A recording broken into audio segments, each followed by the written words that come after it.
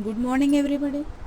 We are from Devi Mahalakshmi Polytechnic Titwala, Department of Computer Engineering and Information Technology.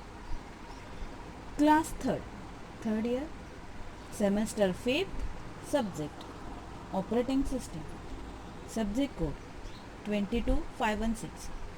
Subject coordinator myself, Miss Anita Shirture. Chapter number 3, Process Management. We will be continuing with process management. In previous lectures, we learn about what is process, what is the process state, as well as the difference between the program and the process. Now, in this video, we learn about the more information, the process management. Let's start. Learning outcome of this video to understand about the process scheduling as well as what is the scheduler and to understand the context switch. In this video, we learn about the process scheduling. To understand about the process schedulings as well as the scheduler regarding our process in the operating system. The process scheduling. As we know that we can perform many programs at a time on the computer, but there is a single CPU. So for running all the programs concurrently or simultaneously, then we use the scheduling. Processes are the small programs. Those are executed by the user according to their request. CPU executes all the process according to some rules or some schedule. Scheduling is that in which each process has some amount of time of CPU. Scheduling provides the time of CPU to the each process. When two or more processes competes for the CPU at the same time, then choice has to be made which process to allocate the CPU next. This procedure is determining the next process to be executed on the CPU is called the process scheduling, and the module of operating system that makes the decisions is called as scheduler. Process scheduling is the essential part of multi-programming operating system. Such operating system allow more than one process to be loaded into the executable memory at a time, and the loaded process shares the CPU using time multiplexing. The processor scheduling is one of the primary functions of a multi-programming operating system. The process of scheduling can be explained with the help of diagram.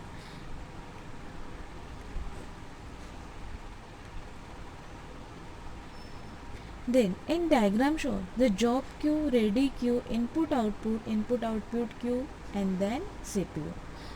When job enters in enter in the, enter in for executions, that times it's taking for the job queue and then it is the ready for the executions, and executions is belongs to the CPU.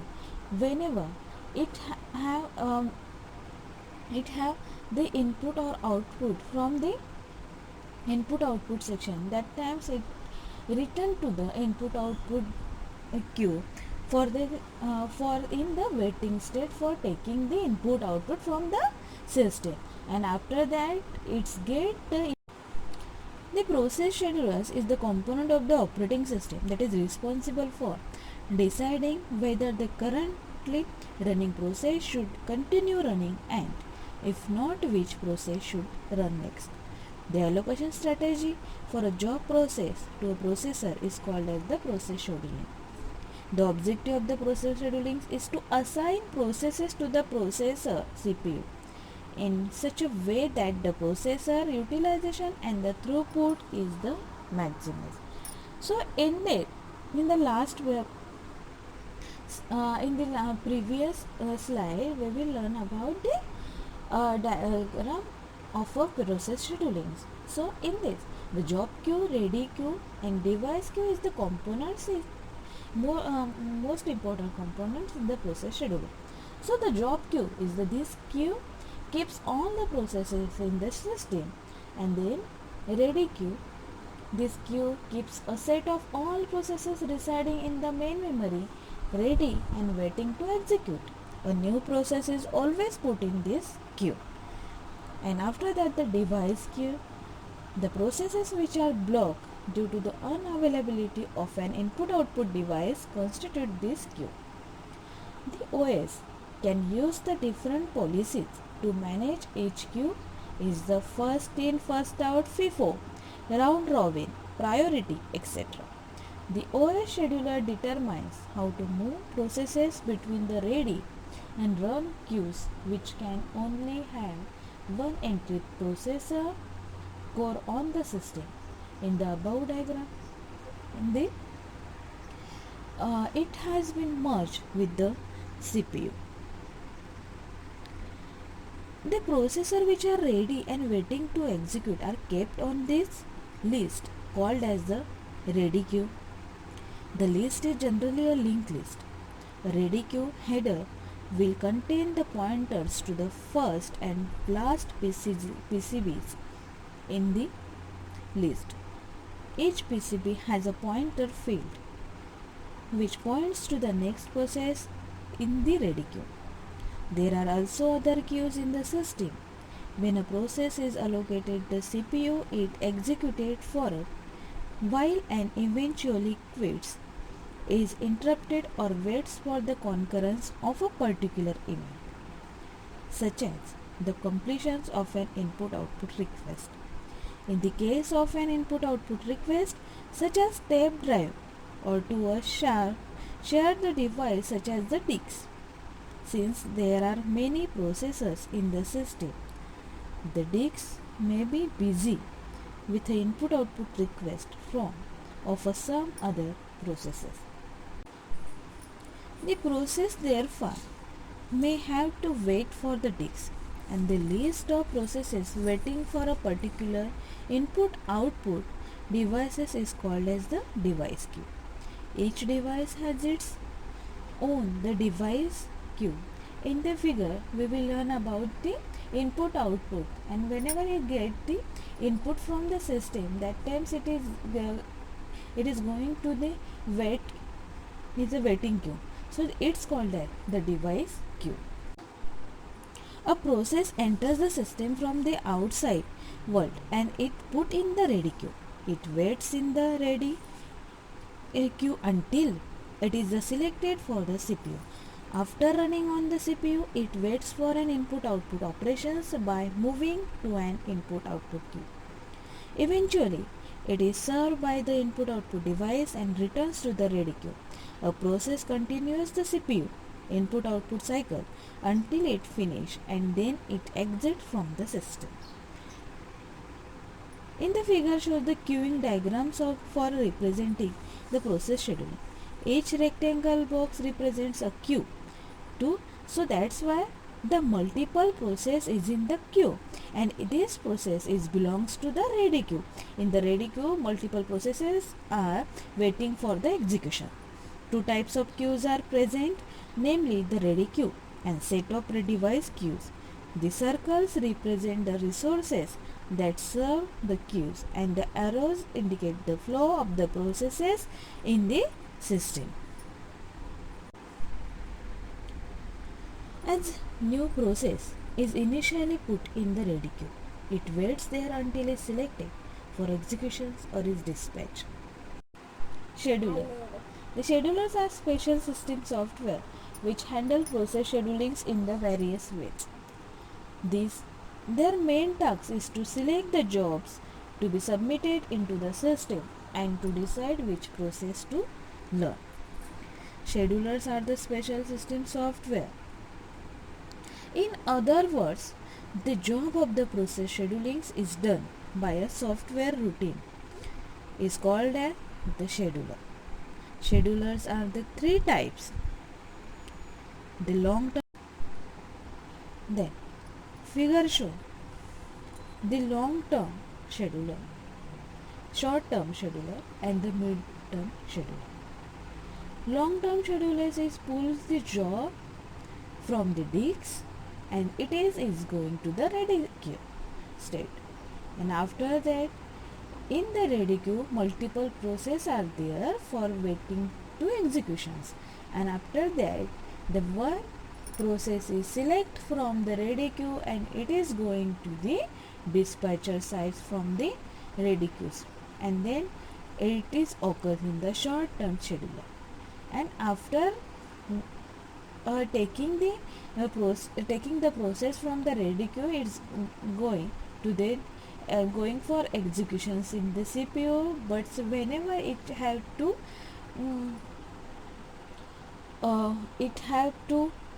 some input output devices, so it is going to the next waiting queue.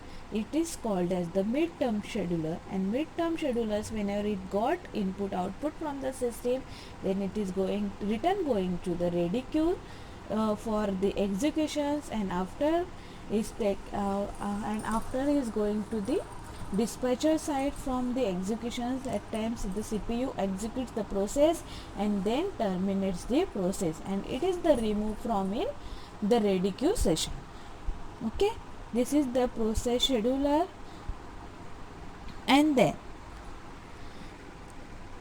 what is the work of the long term scheduler? Then I will explain the long term scheduler's working. The long term scheduler determines which jobs are admitted to the system for processing.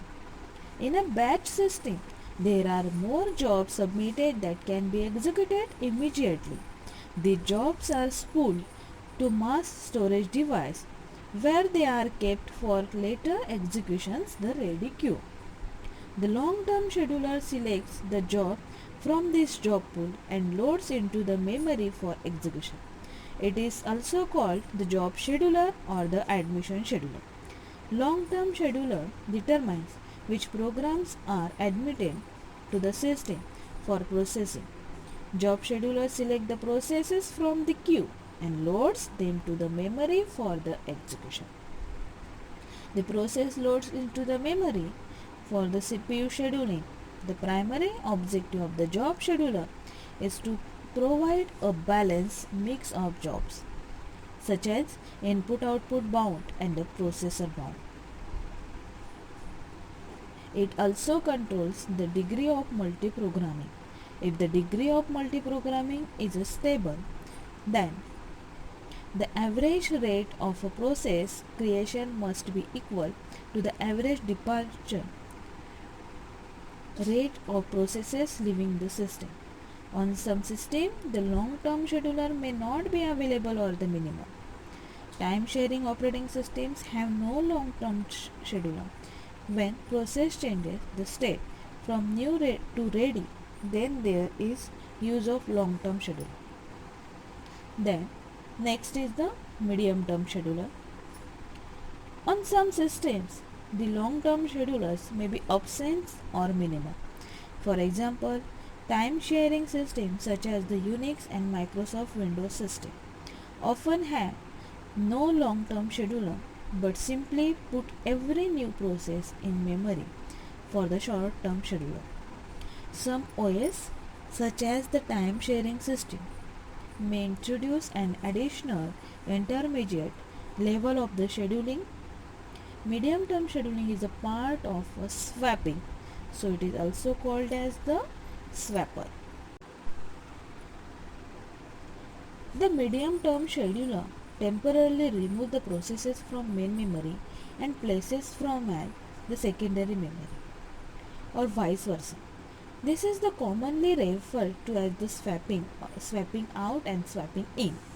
The medium-term scheduler may be decided to swap out a process which has not been active for some time, or a process which has a lower priority, or a process which is a part faulting frequently, or a process which is taking up a large amount of memory in order to free up main memory for other processes.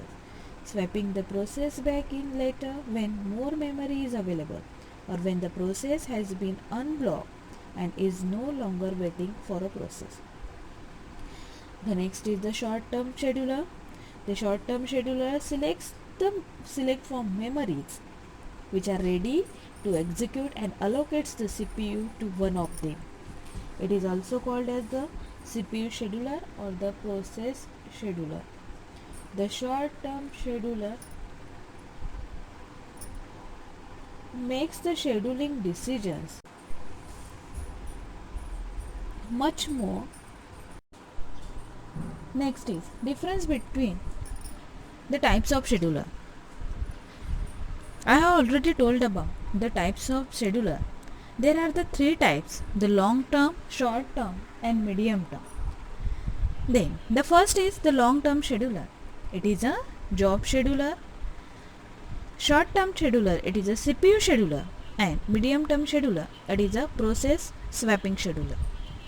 Then second is it takes the process from the job pools in the long term scheduler, and it takes the process from the ready state is in the short term scheduler, and it takes the process from running or wait dead state, it is in the medium term scheduler. Number third difference is in the long term scheduler, it is the speed is lesser than the short term scheduler. In the short term scheduler, it is the fastest among the two other schedulers, and in the medium term scheduler, its speed is in between the long term and the short term scheduler. The fourth difference is in the long term scheduler, it controls the degree of multi-programming. In the short term scheduler, it has the less control over the degree of multi-programming. Some MCQs question regarding this topic. The question number first. The processes that are residing in main memory and are ready and waiting to execute are kept on a list called the dash dash dash. Option A, device. Option B, ready queue. Option C, job queue. And number 4, D, is the none of the above. Then the answer is ready queue, because multiple processes are in the ready queue for the executing. Number second, the ready queue is generally stored as an array. Number third question, the processes swap out of memory and later swap into the memory by the dash. Options A, long term scheduler. Option B, short term scheduler. Option C, medium term scheduler. And D, none of the above. So, answer is medium term scheduler, because the swap out and the swap in is happened